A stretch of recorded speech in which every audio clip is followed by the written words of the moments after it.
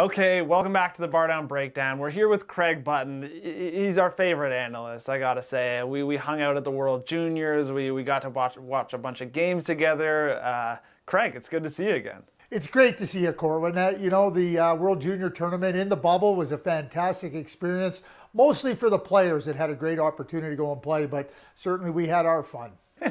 I mean, I was probably annoying you more than anything. You're trying to watch game and take notes, and I'm like, what do you think of that player? No, you didn't annoy me. Listen, I can tell you this, Corwin, all my years of scouting and to this day, people don't like sitting with me because I talk and chatter and go on, and I can watch and I can multitask. So you weren't bothering me, trust me. Okay, great. That's I cannot multitask. So with that said, let's stay on point here. We're here to talk about the American Olympic roster, the potential one, obviously, for 2022. And it's just that the Americans, they seem to just be getting better in every way. Obviously, like we were just talking about the World Juniors, they won that. And one thing that we've kind of noticed is that there used to always be these narratives of these super Canadian, American franchises with a lot of Canadian players that would win the Stanley Cup and things like that. But now it seems like it's kind of flipped, where a lot of the Canadian franchises actually have a lot of the American star players. Well, they do, and it begins right in Toronto with Austin Matthews, the Vezina Trophy winner, Connor Hellebuck, Jeff Petrie, who's one of the best defensemen in the National Hockey League. You got Quinn Hughes, you got Brock Besser. I mean, the amount of talent that the U.S. is producing is significant. And the fact that Canadian fans not only get to see it up front as they root for their favorite team, but I think it serves notice that it's going to be a big challenge for Team Canada at the 2022 Olympics. I think it's fair to assume that Austin Matthews would probably be the #1 center. Would you agree there? Whoa, don't go out on a limb there, Corwin. I mean, like you're really there on the precipice. Austin Matthews, he's one of the best players in the entire National Hockey League. Yeah, I guess he's the top centerman there. Well, no, but I'm just saying that it's as obvious as the nose on my face. So bottom line is Austin Matthews. Let me share something with you. At the 2014 U18 Championships in Finland, the Team USA, the National Team Development Program, won the gold medal. Here was their center ice. It was Jack Eichel, Austin Matthews, and Dylan Larkin. All are going to be on this Olympic team. That was their center ice at the U18. Yeah, they won the gold. No kidding, they won the gold. And they were in great position with Austin Matthews leading the way, Jack Eichel and Dylan Larkin up the middle of the ice to compete for the Olympic gold medal a short 8 years later. Yeah, I mean, okay, so we have down the middle there, but who would you put on Austin Matthews' wing as the kind of top line wingers? Well, it's really easy for me. Hey, listen, this is St. Patrick's Day, so why don't we start with Patrick Kane on the right side? I mean, he's brilliant in every single way. And there's not a lot that has to change for Austin Matthews because he plays with a very similar player in Mitch Marner with the Toronto Maple Leafs.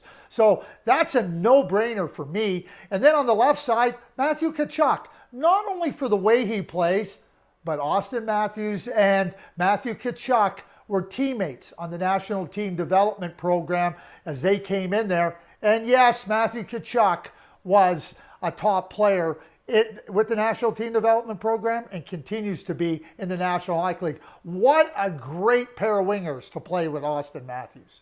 So, Craig, obviously what you're saying is you think the Leafs should trade for Matthew Tkachuk. Or Patrick Kane.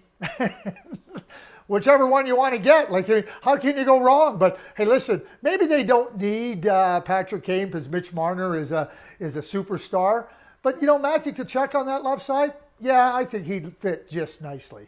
I don't think Calgary fans would be too happy about that trade. But moving on to the second line there, how do you see that one playing out? Well, to me, it's clear Jack Eichel is another superstar in the middle of the ice. And, Kyle Connor, a brilliant goal scorer, so good at being able to maneuver with the puck. And Jack Eichel's great with maneuvering with the puck. And then you have the shooter, the sharpshooter, and that's Brock Besser, the Vancouver Canucks on the right side. You start to look at the top two lines that the U.S. can put out for their Olympic group. I mean, it's very formidable and it's very dangerous. And that is one of the things that makes this U.S. team one of the favorites for the gold medal in 2022 at the Olympics. Yeah, Canadians are scared. And I think You kind of hit it right there, Craig.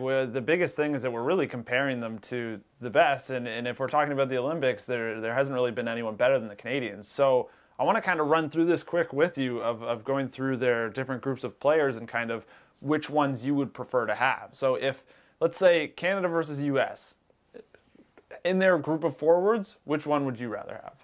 Oh, I'm taking Canada all the way. Listen, it starts with the best player on the planet in Connor McDavid, Sidney Crosby, and then I mentioned the superstar Mark Scheifele. 1, 2, 3, are you kidding me? That's an unbelievable center ice. And, you know, the forward group with the skill and the talent they have, Nathan McKinnon, Brad Marchand, you know, the ever formidable Patrice Bergeron.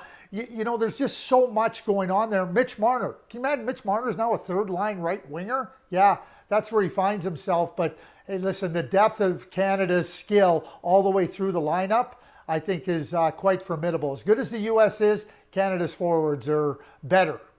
Okay, and then on to D. Where are you going? Well, you know, you start to look at the U.S. defense and, you know, look at the right side. I mean, you got Seth Jones, you got Jeff Petrie, who's had an unbelievable breakout year. You got Zach Werenski on the left side. Ryan Suter just continues to play. I think there's more questions right now about Canada's defense. Not so much about the quality, but where are the players right now? And where is Shea Weber? Where is Drew Doughty? And I think that those are questions that need to be answered. I don't think there's any questions on the U.S. defense. They know their group and it's top end. Yeah, I mean, and then let's move on to the goalies. I think this one might be an obvious one here. I don't know, like, is this more obvious than the Austin Matthews pick? Well, you got the Vezina Trophy winner in Connor Hellebuyck. So I think the goaltending is clear-cut for Team USA. Connor Hellebuyck's their starting goaltender. I think there's a lot of questions about who Canada's starting goaltender is. There's a lot of candidates. We know the pedigree of Carey Price. We know that Jordan Binnington won a Stanley Cup with the St. Louis Blues. We know what Carter Hart has done at the junior level in the early years of his NHL career. But nobody has a leg up on the starting position at this point in time for Team Canada. So that's where the evaluations are. But when you start and you go, our starting goalie is the Vezina Trophy winner from 1920 season, I got to tell you, that's a great place to start. And Connor Hellebuyck gives the USA edge in that department.